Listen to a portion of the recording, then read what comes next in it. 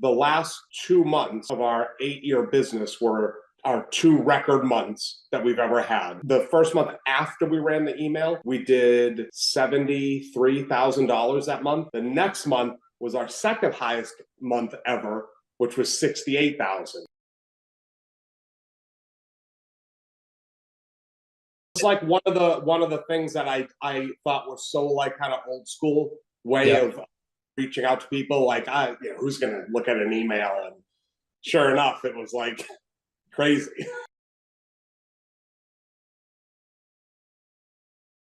I'll be continuing to have you run these and pay you to do these for a long time. So like I know just from what I've learned, and this is the first email ad I've ever run in my entire life. Mhm. So just seeing how it already worked for me, I know I'm going to continue to pay because I can see the difference in what I have to pay for it as opposed to Yeah. what we make.